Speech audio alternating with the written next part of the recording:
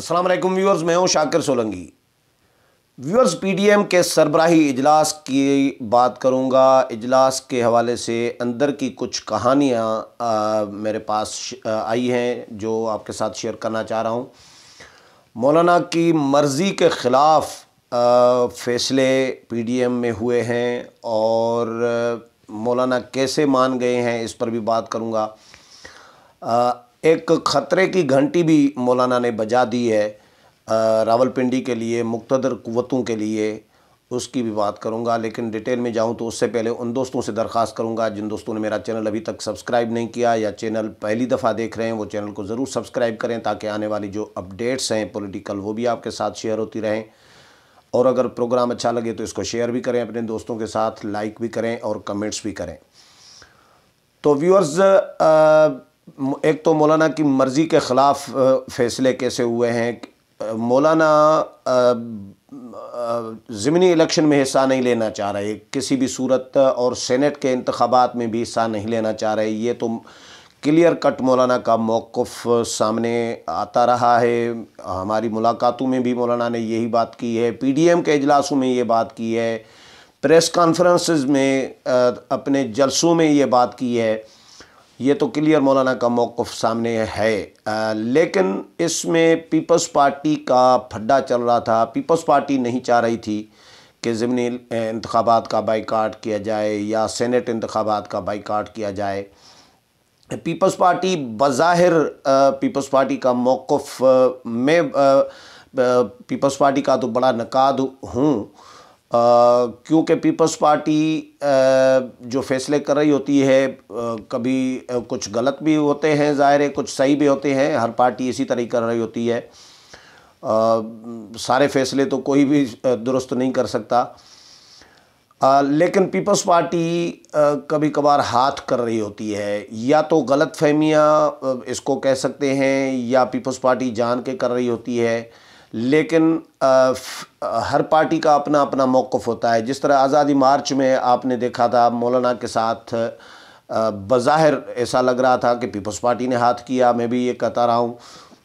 लेकिन जब peoples party वालों से पूछा जाता है तो वो कहते हैं कि हमने कोई हाथ नहीं किया था, हमने कोई कमिटमेंट ही नहीं की थी मौलाना के साथ कि हम इस तरह कोई भरपूर शिरकत करेंगे। हमारा मौक़िफ़ था कि इसको डिले किया जाए, मौलाना ने डिले नहीं किया। मुझे याद है मौलाना ने जिस वक़्त ये ऐलान किया था आज़ादी मार्च का, जब अनाउंस कर रहे थे, तारीख़ अनाउंस कर रहे थे, तो ये इस्लामाबाद में I9 के सेक्टर में I94 में ये अनाउंसमेंट हुई थी। मैं भी उस प्रेस कॉन्फ्रेंस में मौजूद था। तो उस वक़्त प्रेस कॉन्फ्रेंस से 5 मिनट पहले बिलावल भुट्टो वहाँ से उठे थे मौलाना से मुलाकात करके, और एक दरवाज़े से बिलावल भुट्टो निकले हैं, दूसरे दरवाज़े से मौलाना हमारे पास आए प्रेस कॉन्फ्रेंस करने। यानी बिलावल नहीं बैठे मौलाना के साथ। उस वक़्त मैंने सवाल भी किया था, तो इसका मतलब है उन्होंने एग्री नहीं किया था। ये उनका मौक़िफ़ किसी हद तक में लॉजिक है उसमें।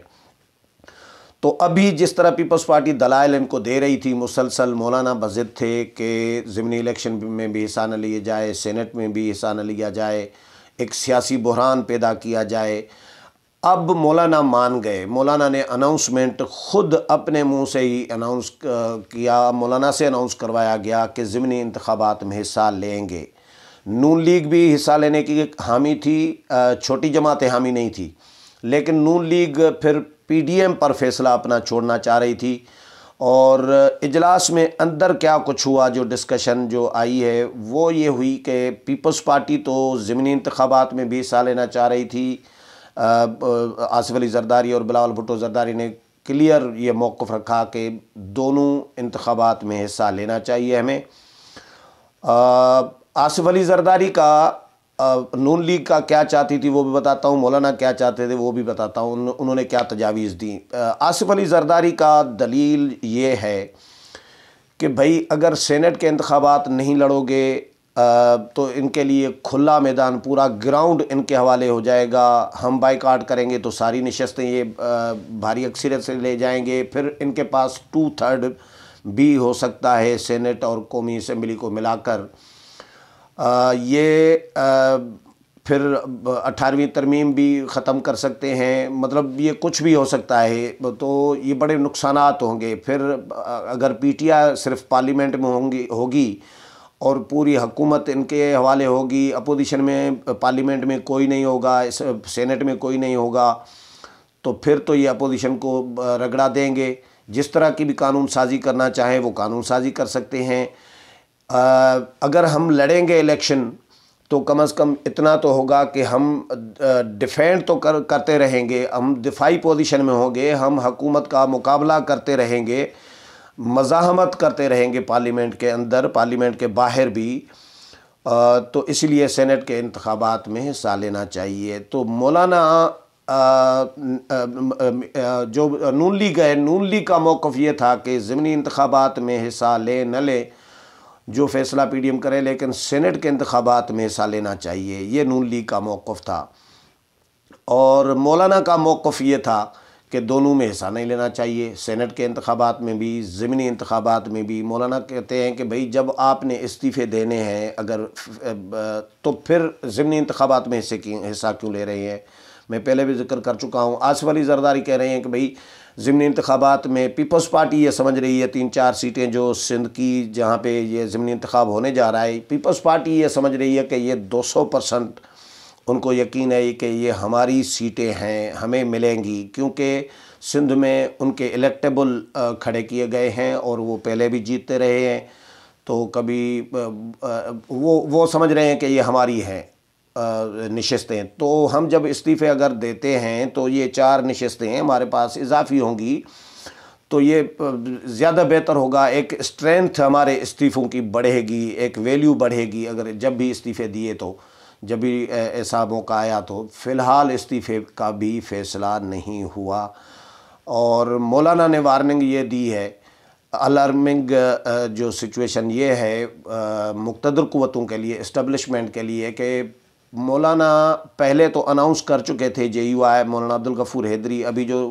جے یو آئی مرکزی مجلس عاملہ کا اجلاس ہوا تھا اس میں مولانا عبدالغفور حیدری نے اناؤنس کیا تھا کہ نیب اگر مولانا کے خلاف پروپیگنڈا بند نہیں کرتا تو پھر ہم سمجھیں گے کہ یہ آرمی چیف اور جی ایچ کیو کرا رہا ہے، اور ہم آرمی چیف کو قمر جاوید باجوہ کو یہ نام لیا تھا غفور حیدری صاحب نے، مولانا نے، اور ہم واضح کرنا چاہتے ہیں کہ ہم پھر جی ایچ کیو کے باہر دھرنا دیں گے۔ یہ تو جے یو آئی نے اپنے پلیٹ فارم سے اناؤنس کیا تھا۔ اب مولانا ایسا لگ رہا ہے کہ مولانا ضمنی انتخابات میں مولانا نے ان کی بات، حصہ لینے کی بات مان لی ہے پیپلز پارٹی کی۔ اس سے یہ ہوا ہے کہ پی ڈی ایم ٹوٹنے سے بھی بچ گیا ہے۔ جو خطرہ ایک تھا کہ پی ڈی ایم ٹوٹ سکتا ہے، ایک ٹرننگ پوائنٹ جس کو میں کہہ رہا تھا کہ لاہور کا اجلاس ہوگا، وہ خطرہ اب فی الحال تو ٹل گیا۔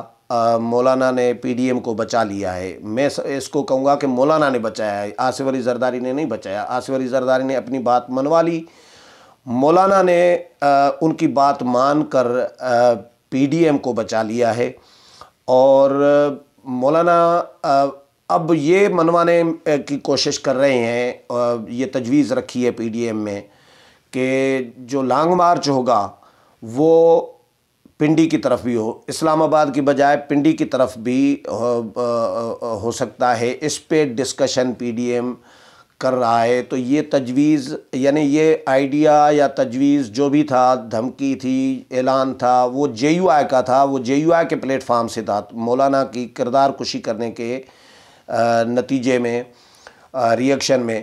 لیکن اب مولانا اس کو پی ڈی ایم کے پلیٹ فارم پہ اس لانگ مارچ کو لے کر جا رہے ہیں کہ آج مولانا نے جو پریس بریفنگ دی ہے اس میں انہوں نے کہا ہے کہ اس کا بھی فیصلہ ابھی کیا جائے گا۔ پی ڈی ایم کے پلیٹ فارم سے پریس کانفرنس کی ہے، جے یو آئی کے پلیٹ فارم سے نہیں کی، کہ اب یہ بھی فیصلہ کیا جائے گا کہ لانگ مارچ اسلام آباد کی طرف کیا جائے یا راول پنڈی کی طرف۔ تو یہ ایک خطرے کی گھنٹی ہے مقتدر قوتوں اور اسٹیبلشمنٹ کے لیے۔ تو میرا خیال ہے کھلبلی تو اس نے اقتداری ایوانوں میں مچا دی ہوگی مولانا کی اس دھمکی نے، کیا ریئیکشن آتا ہے مقتدر قوتوں کی جانب سے، اسٹیبلشمنٹ کی جانب سے، یہ ایک دو دن میں واضح ہو جائے گا کہ ان کا موقف آتا ہے یا نہیں آتا، ریئیکشن آتا ہے یا نہیں آتا، وہ اپنے کس طرح دیکھ رہے ہیں اس دھمکی کو، پی ڈی ایم کو سیریس لے رہے ہیں نہیں لے رہے۔ مولانا نے ایک اور بڑا الزام لگایا ہے کہ پاکستان کے اسٹیبلشمنٹ کے حوالے سے بھی بہت ساری اور بھی باتیں کی ہیں مولانا نے۔ تو پاکستان جو ہے اسٹیبلشمنٹ کے جو ہے جال میں پھنستا جا رہا ہے، تو ہم اب ڈائریکٹ سیدھے اسٹیبلشمنٹ کے خلاف ہم کھڑے ہوں گے، یہ مولانا نے دھمکی دی ہے۔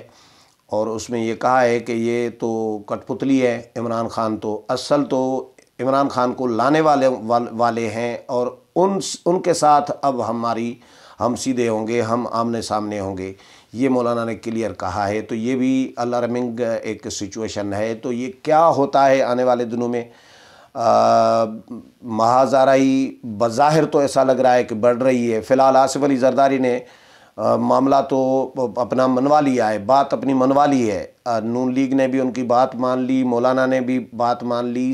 سینٹ انتخابات میں حصہ لیا جائے گا یا نہیں، اس کا مولانا نے کہا کہ ابھی ہم نے فیصلہ کرنا ہے کہ سینٹ کے انتخابات میں حصہ لیا جائے یا نہیں، لیکن ضمنی انتخابات میں حصہ لیں گے۔ امید ہے پروگرام پسند آیا ہوگا، اگلے پروگرام میں پھر ملاقات ہوگی، تب تک اجازت چاہتا ہوں، اللہ حافظ۔